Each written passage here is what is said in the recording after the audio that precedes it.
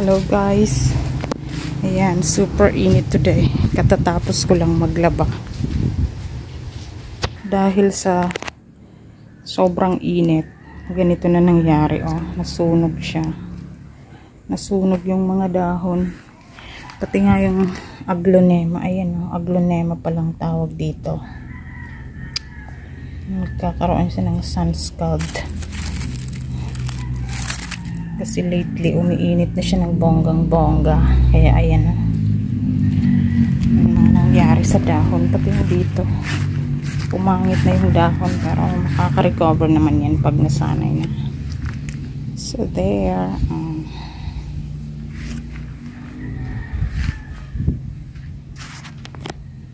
mga munggo din to, oh. Pati ayan, kita nyo dito kasi tinatapunan ng basura, kaya ayan, mas mataba siya kaysa dito sa side na yan. Dito ayan, kaya nga meron dyan mga tuyong dahon na pinapabulok ko dyan kasi may plano pa akong itanim dyan. Kaya ayan, ito nga pala, nilagyan ko ng kamatis dito, tumubo lang yan. Tapos transfer ko dyan, yung mga minsan na galing lang sa kitchen waste natin, kusa na siyang tumutubo. So yan, kaya nilalagyan ko dito ng mga ganito, pinapabulok ko. Mga ano lang naman to, yung mga tinabas dyan na damo, perennial peanut. So magandang abono yan, a good source of nitrogen. So ito nga, sigarilyas din to, tumubo lang din to dito. So hindi ko na siya tatanggalin kasi pwede pa naman siyang pag gumapang dyan habang hindi pa nabubulok itong aking kawate. And then ito, ayan, oh, naka-advance na yung aking passion fruit dito. So nakakatuwa kasi yung ganyan, oh, nakahanap nila yung kanilang gagapangan, ganyan. Ito yung tendrils na. Tapos ayan, oh, diba, parang spring siya, napaka strong. So ayan, oh, katulad nyan. And then gagapang na yan dyan, papunta dyan sa trellis. So ayan, natanggal ko na dito yung mga singkamas at passion fruit na hindi na mamuha. Tapos ayan, nilagyan ko ulit ng bato-bato dyan para hindi naman siya plain. And then tinanaman ko dito ng mga halaman at saka ayan, sili. So ito naman yung mga indoor plant ko to, pinapaarawan ko lang, natanggal ko lang naman yan dyan. So yep, that's it. Tapos ito mga ano naman, maganda naman, hindi ko na tinatanggal, kapangin ko na lang siguro yan dyan. Photos. So ito lang kasi gusto ko tong ililipat ko siguro to kasi mayroong ano, buhay na yung passion fruit. Mamamatay yan kapag nagapangan ng passion fruit, kaya tanggalin ko na lang yan, ilipat ko na lang. So ayan siya, diba? So ayan, nagsanga na dyan kasi tinapings ko. Ngayon gusto ko na naman siyang magsanga dito sa dito kaysa tumangkad siya ng tumangkad. Kaya ang gagawin ko, itataping ko siya, tatanggalin ko lang itong dulo, ganyan, just like my sili. Ayan, diba yung pinutol ko dati, ayan na siya, marami ng sanga para hindi siya masyadong mataas. Tapos ito ang cute ng aloe vera dito. Meron ng mga baby palang tumutubo. Ayan, yung mga maliliit dyan, basta na lang siya tumutubo. Ang galing. So ito sili din to, parang ganyan, kaso lang maraming langgam kaya mataas na, pinutol ko na lang. Bawasan ko pa nga siguro yan dito kasi gusto kong mas mababa lang siya at gusto ko yung mababa na maraming sanga. Tapos ito matagal na to. Ayan, nagka-neon na yung kulay ng dahon niya. Matayin siguro yan. So okay lang, meron namang mga panibago. So ito nga, ang mga ano lang yan, nalaglag yan. Wala, nakalimutan kong i-harvest dyan kahapon yung ano. Sabi ko i-harvest ko yan, pero ayan, kinainan na ng ibon yung guyabano. So i-harvest ko na siya. So meron ako ditong nilagay na ladder. Ay, oh my god, parang mahirap naman ito. Kailangan wish me luck. So ayan, i-harvest ko na siya kasi baka maubos pa ng ibon. Okay lang yan minsan mag-share tayo sa ibon kasi deserve naman ng ibon ng masarap na pagkain. Oh my gosh, oh my gosh, hinog na pala to, malambot na. Ang sarap pala dito sa taas ng puno. Ayan na. Ba, nag-araro na dyan si kuya sa kabila. So ito na yung aking na harvest na guyaba. Hindi siya ganun kalaki, pero ayan, bukas hinog na to. Nauna ng kinainan ng ibon. Tutuwa na ako ngayon dito sa aking food forest in the making kasi ayan, marami na ulit akong naitanim at buhay naman na yung iba. So ito nga, ito yung dinagdag kong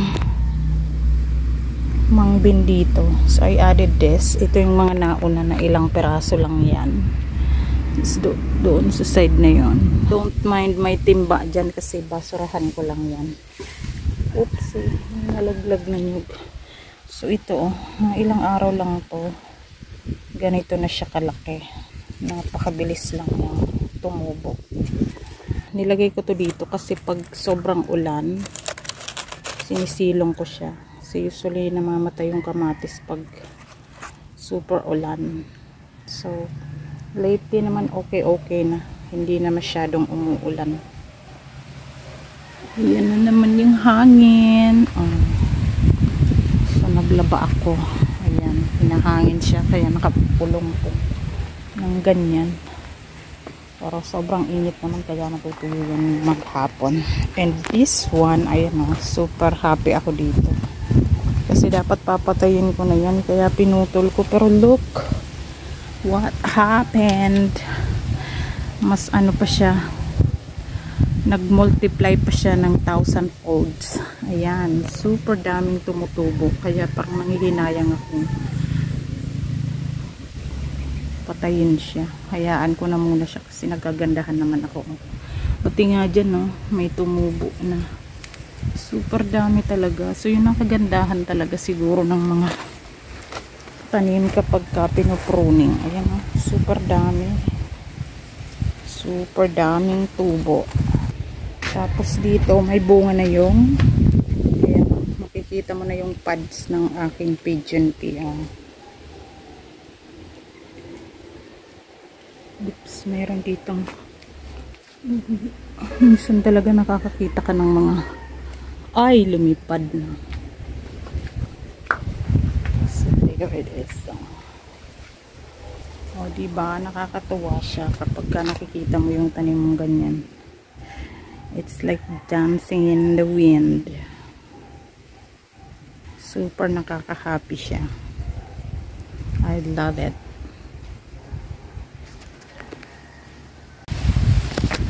Diba? They're dancing in the wind. So, ayan.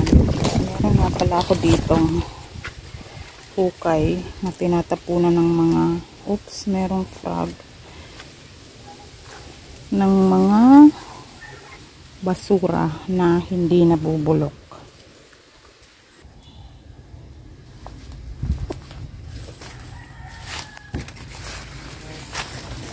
So, ayan.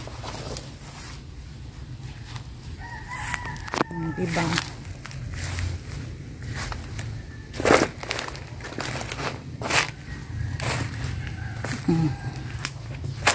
So, ayan. Super linis na dyan. kabila. Dati wala akong, puro lang dyan damo. Kaya ngayon, buti naman at nagawa nilang linisan dyan. Para hindi naman nakakatakot na may ahas dyan. So there, meron dito, marinig akong nalaglag na nyo. Saan kaya yun?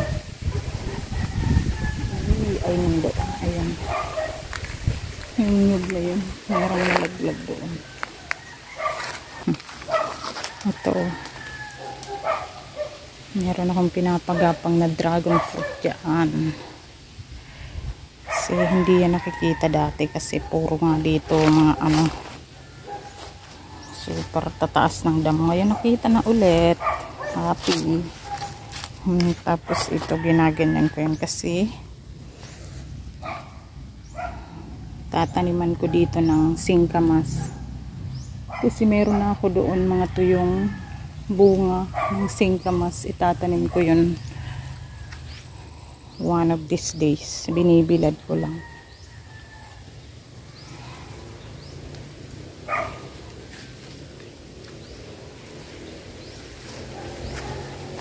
So yeah, nakakatakot dito kasi maglakad-lakad data ito. Ayan, nalaglag na nyog. So parang gusto kong gumawa ng halayang ube kasi marami akong nyog at ube.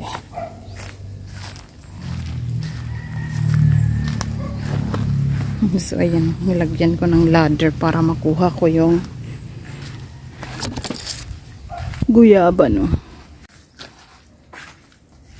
Ito yung na-harvest kong bunga ng singkamas. So ayan, binibilad ko siya para ano, bumubuka na siya ng sarili niya ganyan. Oh, kasi mahirap siyang ganyanin kapag hindi pa siya tuyong-tuyo. So pag binilad mo, ayan, oh, mabilis lang siyang bumuka.